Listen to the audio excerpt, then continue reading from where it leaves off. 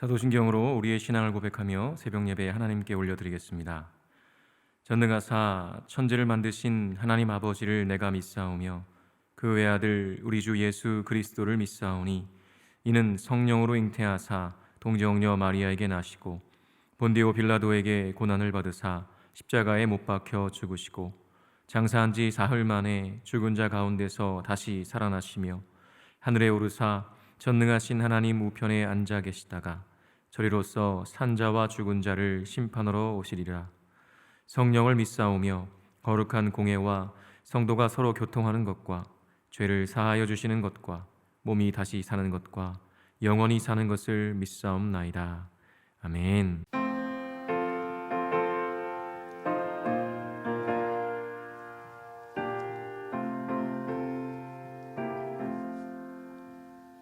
날 대속하신 예수께 내 생명 모두 드리니 늘 진실하게 하소서. 내 구주 예수여, 나 구주 위에 살리라. 내 기쁨 한량없으리. 내 갈 길 인도하소서. 내 구주 예수여. 날 구원하신 예수를 일평생 의지하오니 날 영접하여 주소서. 내 구주 예수여, 나 구주 위에 살리라. 내 기쁨 한량없으리. 내 갈 길 인도하소서. 내 구주 예수여. 주 십자가에 달리사 날 자유하게 했으니 내 몸과 마음을 주 위에 다쓰게 하소서. 나 구주 위에 살리라. 내 기쁨 한량없으리. 내 갈 길 인도하소서. 내 구주 예수여. 이 시간 우리에게 주시는 하나님의 말씀은 로마서 4장 1절에서 12절까지의 말씀입니다. 제가 봉독하겠습니다. 그런즉 육신으로 우리 조상인 아브라함이 무엇을 얻었다 하리요? 만일 아브라함이 행위로서 의롭다 하심을 받았으면 자랑할 것이 있으려니와 하나님 앞에서는 없느니라. 성경이 무엇을 말하느냐? 아브라함이 하나님을 믿음에 그것이 그에게 의로 여겨진 바 되었느니라. 일하는 자에게는 그 삭시 은혜로 여겨지지 아니하고 보수로 여겨지거니와 이를 아니할지라도 경건하지 아니한 자를 의롭다 하시는 이를 믿는 자에게는 그의 믿음을 의로 여기시나니 이란 것이 없이 하나님께 의로 여기심을 받는 사람의 복에 대하여 다윗이 말한 바 불법이 사함을 받고 죄가 가려짐을 받는 사람들은 복이 있고 주께서 그 죄를 인정하지 아니하실 사람은 복이 있도다 함과 같으니라. 그런즉 이 복이 할례자에게냐 혹은 무할례자에게도냐? 무릇 우리가 말하기를 아브라함에게는 그 믿음이 의로 여겨졌다 하노라. 그런즉 그것이 어떻게 여겨졌느냐? 할례시냐 무할례시냐? 할례시가 아니요 무할례시니라.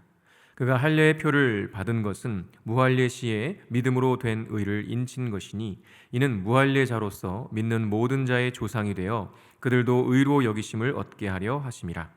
또한 할례자의 조상이 되었나니 곧 할례받을 자에게뿐 아니라 우리 조상 아브라함이 무할리 시에 가졌던 믿음의 자취를 따르는 자들에게도 그러하니라. 아멘. 제가 기도하겠습니다. 거룩하신 하나님 아버지, 허물과 죄로 죽었던 우리를 살려주셔서 감사합니다. 우리의 행위와 노력으로는 감히 구원을 바랄 수 없지만 그럼에도 우리를 긍휼히 여겨주셔서 주님의 은혜로 구원해 주신 것임을 잊지 않고 늘 감사하게 하여 주옵소서. 나의 어떠한 행위나 자격이 아니라 자격 없음에도 오직 하나님을 믿음으로 얻는 이 구원의 은혜와 감격을 날마다 누리며 겸손히 주님과 동행하는 인생 되게 하여 주옵소서. 감사드리며 예수 그리스도의 이름으로 기도합니다. 아멘. 할렐루야. 오늘도 주님을 예배하는 자리에 서신 모든 분들에게 하나님의 은혜와 평강이 넘치시기를 간절히 축원합니다. 오늘은 오직 믿음으로라는 제목으로 하나님 말씀 전하겠습니다. 우리는 로마서 3장까지 이제 말씀을 살펴오면서요, 죄인된 인간에게 아무런 소망이 없다는 것을 보았습니다. 인간적인 눈으로 볼 때 그 사람이 아무리 착하고 선행을 많이 했을지라도 하나님 앞에서는 모두 죄인일 뿐이며 그 죄책에서 벗어날 수 없음을 우리 말씀을 통해 보았습니다. 그러나 우리의 이러한 비참한 상황 속에서도 한 줄기 빛이 있었으니 그것은 바로 오직 믿음으로만 구원을 얻는 놀라운 은혜의 복음이었습니다. 우리가 율법 아래 있을 때에는 그 율법을 지킬 수 없어서 오히려 죄만 더 많이 깨닫게 되고 우리의 비참함을 더 절실히 느낄 수밖에 없었지만, 이제는 율법 외에 하나님의 한 의, 곧 예수 그리스도 복음이 우리에게 나타난 것입니다.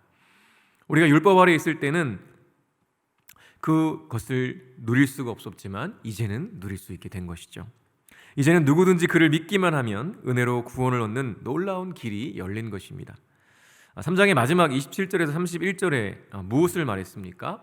사람이 의롭다함을 얻는 것은 율법의 행위가 아니라 믿음으로 되는 것이라고 말씀했습니다.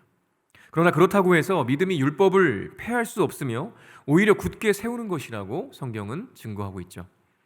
즉 3장에 걸쳐 바울 사도가 강력하게 증거하고 있는 것은 소망 없는 인간에게 유일한 구원의 길은 오직 예수 그리스도의 은혜의 복음을 믿음으로 말미암는다는 것이었습니다. 그리고 이제 4장으로 넘어가면서 더 구체적으로 율법의 행위가 아닌 믿음으로 얻는 구원에 대한 증거를 제시합니다. 오늘 본문을 살피면서 오직 믿음으로 얻는 구원의 은혜를 더욱 확신할 수 있으시기를 간절히 축원합니다. 바울은 자신의 논증을 더 구체적으로 증거하기 위해서 유대인들이 가장 존경에 맞지 않는 두 인물의 이야기를 가져옵니다. 바로 아브라함과 다윗인데요. 이 아브라함은 유대인들에게 있어서 율법 신앙의 위대한 개척자로서 무엇보다도 율법에 대한 순종으로 하나님을 기쁘게 한 인물로 이해되어지고 있습니다. 또한 아브라함은요, 이 하나님의 언약을 받은 자요, 이스라엘의 민족의 조상으로서 구약의 구원사의 아주 핵심적인 위치를 차지하는 인물이기도 하죠. 그리고 다윗은 유대인들이 가장 존경에 맞지 않는 왕이었습니다. 사실 행위가 아니라 믿음으로 구원을 얻는다는 이 복음을 논증하기 위해 이 아브라함과 다윗의 이야기를 예로 든다는 것은 어떻게 보면 무모한 일이었습니다. 아브라함과 다윗은 유대인들이 너무나도 잘 알고 연구하고 게다가 흠모하는 인물들이었기 때문이죠. 그런데 그 무모한 일을 지금 바울이 도전하고 있는 거죠. 1절에서 3절에 이렇게 기록합니다. 그런즉 육신으로 우리 조상인 아브라함이 무엇을 얻었다 하리요? 만일 아브라함이 행위로서 의롭다 하심을 받았으면 자랑할 것이 있으려니와 하나님 앞에서는 없느니라. 성경이 무엇을 말하느냐? 아브라함이 하나님을 믿음에 그것이 그에게 의로 여겨진 바 되었느니라. 아멘. 첫 마디부터 아주 아찔합니다. 아브라함이 육신으로, 즉 행위로 얻은 것이 무엇이냐고 묻고 있습니다. 유대인들이 이 질문을 받으면 뭐라고 답하겠습니까? 당연히 아브라함이 하나님의 언약을 신실하게 지켜 순종했기 때문에 믿음의 조상이 되었다고 당당하게 답할 것입니다. 바울이 그걸 몰랐을까요? 유대인 중에서도 율법에 가장 능한 바리새인 중에 바리새인이었던 그가 그 사실을 가장 잘 알고 있었을 것입니다. 그런데 놀랍게도 바울은요, 오히려 유대인들이 가장 잘 알고 있는 이 아브라함에 대한 이야기를 가져와서 논증을 하고 있는 거예요. 바울이 볼 때 이 성경을 자세히 읽어보면 아브라함은 하나님 앞에서 그의 행위로 얻은 것이 하나도 없었기 때문에 이 시도를 하고 있는 것이죠. 그러니 하나님 앞에서는 그 어떤 것도 자랑할 것이 없다고 강력하게 말하고 있는 겁니다. 그리고 그 근거로 드는 것이 바로 이 창세기 15장 6절의 말씀이었습니다. 아브라함이 하나님을 믿음에 그것이 그에게 의로 여겨진 바 되었다라는 그 말씀을 인용하며 선언한 거죠. 유대인들이 생각하고 이해하고 있는 이 아브라함의 의는요, 창세기 22장에 나오는 이삭을 바치는 이 순종의 행위에 근거하고 있었습니다. 아브라함의 그러한 행위로 인해서 하나님께서 그를 의롭다고 여겨주신 것이라고 믿었던 거죠. 그러나 실제로는 어떻습니까? 아브라함이 이삭을 바치기 훨씬 전에 아브라함은 그의 행위가 아니라 그에게 약속하시는 하나님을 믿음으로 의롭다 여기심을 받았던 겁니다. 아마도 이러한 바울의 논증은요, 이 율법의 행위로 의롭다함을 받는다고 여겼던 유대인들에게는 아주 큰 충격이었을 것입니다. 그리고 그에 더해 아브라함이 의롭다 여김을 받은 것이 얼마나 큰 은혜인가를 설명하는데요, 4절과 5절에 이렇게 기록합니다. 일하는 자에게는 그 삭시 은혜로 여겨지지 아니하고 보수로 여겨지거니와 이를 아니할지라도 경건하지 아니한 자를 의롭다 하시는 이를 믿는 자에게는 그의 믿음을 의로 여기시나니. 아멘. 믿음과 행위를 이렇게 대비시키고 있는데요, 고용된 사람이 일을 하게 되면 고용주는 그 노동에 합당한 삭을 주어야만 하죠. 그러면 이 사람은 고용주가 준 그 삭을 받고 은혜라고 여기며 감사해 하겠습니까? 그렇지 않죠. 그 삭은 자신의 노동에 대한 정당한 대가이기 때문에 은혜로 여기지 않고 당연한 것으로 여길 것입니다. 마땅히 자신이 받아야 될 것을 받았다고 여기게 되는 거죠. 그러나 만일 일을 하지도 않았는데도 고용주가 삭을 준다고 생각해 보십시오. 이 사람은 그 주어진 삭을 은혜라고 여기게 될 것이 분명하지 않겠습니까? 그리고 그렇게 은혜로 삭을 준 고용주에게 감사할 것입니다. 이것이 바로 바울이 말하는 믿음으로 얻는 의입니다. 사실 우리는 모두 경건하지 아니한 자들입니다. 우리 중 누구 하나 자신의 의로 경건한 자가 없고요, 모두가 하나같이 하나님을 알지도 못하고 믿지도 않는 이 자기 중심성의 죄로 똘똘 뭉친 죽었던 죄인들이었습니다. 따라서 우리는요, 정당하게 삭을 요구할 수 없는 사람들이었다는 거죠. 때문에 일을 하지도 않았고 의롭지도 않은 우리가 하나님을 믿음으로 인하여 의롭다 여김을 받는다는 건요, 사실상 불가능한 일이라는 것입니다. 그럼에도 우리 하나님은 우리의 그 믿음을 보시고 우리를 의롭다고 여겨주시는 은혜를 선물로 주셨습니다. 얼마나 감사한지 모르죠. 바울은 이에 대해 다윗의 시편 32편을 증거로 제시합니다.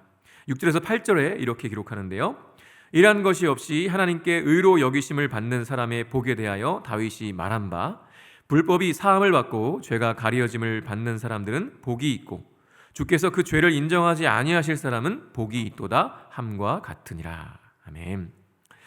다윗도 마땅히 자기의 것이라고 주장할 수 없는 자들이 은혜로 얻는 복에 대해서 말하고 있습니다. 다윗이 말하는 당사자는 어떤 사람인가요? 일할 것이 없는 자입니다. 일한 것이 없는 자예요. 그리고 불법을 저지른 자입니다. 즉 죄인이라는 것이죠. 그러한 사람을 하나님께서 의롭게 여기시며 그 죄를 가리우시며 그 죄를 인정하지 아니하셨습니다. 이 얼마나 놀라운 복입니까? 이 사람이 받을 자격이 있었을까요? 아니죠.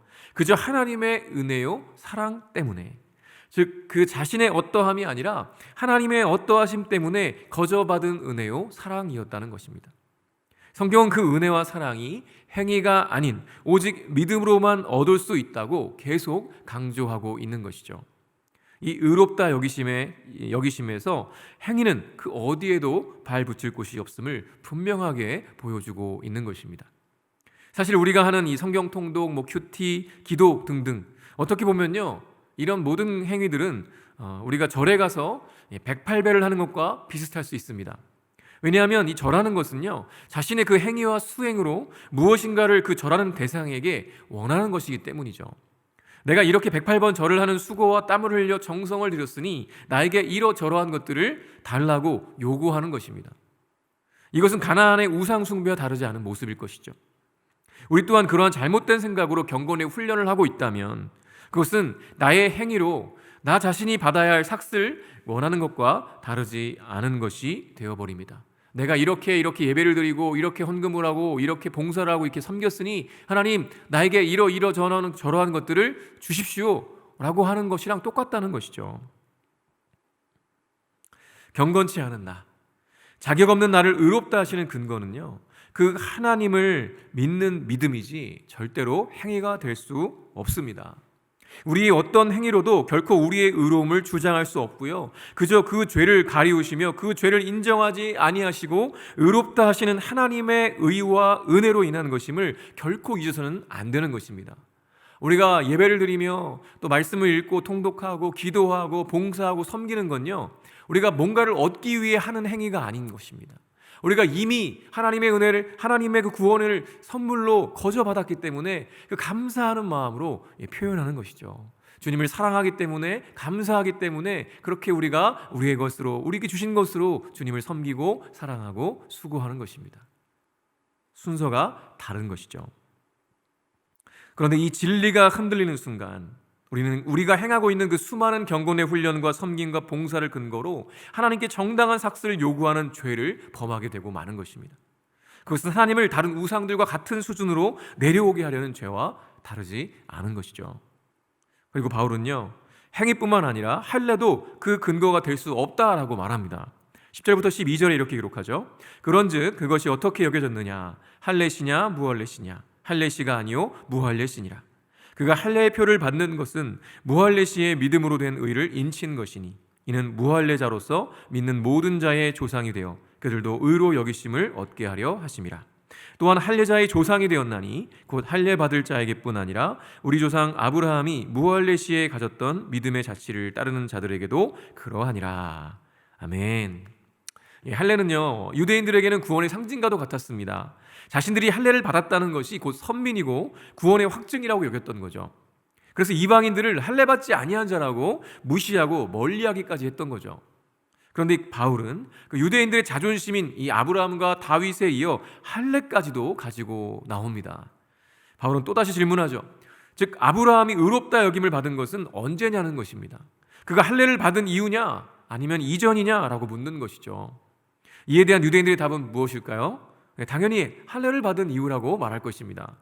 그 사실을 너무나 잘 아는 바울은 또다시 그들의 답이 틀렸다는 것을 말씀을 통해 증명하고 있습니다. 아브라함이 처음으로 하나님께로부터 의롭다 여김을 받은 것은요, 창세기 15장 6절에서였습니다. 그러나 그가 할례를 받은 것은요, 창세기 17장 10절에서였던 거죠. 랍비들은 이 두 사건의 사이의 시간이 29년이라고 말합니다. 이것은 아브라함이 하나님께 의롭다 여김을 받은 것은 할례를 받았기 때문이 아니라 자신에게 하신 그 불가능해 보이는 약속의 말씀을 믿는 믿음 때문이었다는 것을 아주 명확하게 확증해 주는 사건인 것입니다. 이것을 증거하며 바울은요, 이 할례는 단지 이미 믿음으로 된 의를 인친 것뿐이라고 말하고 있습니다. 이것은 성경을 제대로 자세히 보면 충분히 알 수 있는 것임에도 불구하고 유대인들은 여전히 이 부분을 오해하고 있었던 거죠. 그들은 이 사실을 듣고 얼마나 큰 충격을 받았을까요?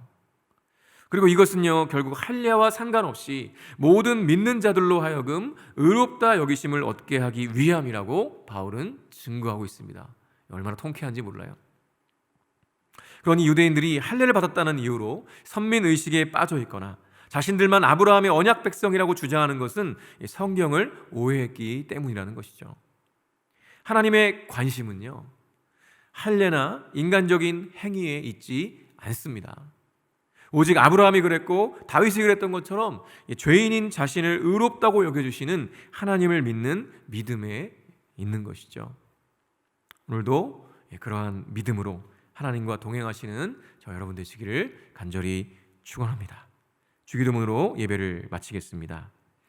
하늘에 계신 우리 아버지여, 이름이 거룩히 여김을 받으시오며 나라가 임하시오며 뜻이 하늘에서 이루어진 것 같이 땅에서도 이루어지이다.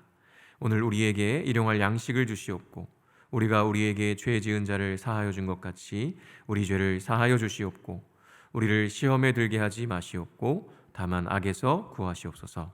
나라와 권세와 영광이 아버지께 영원히 있사옵나이다. 아멘.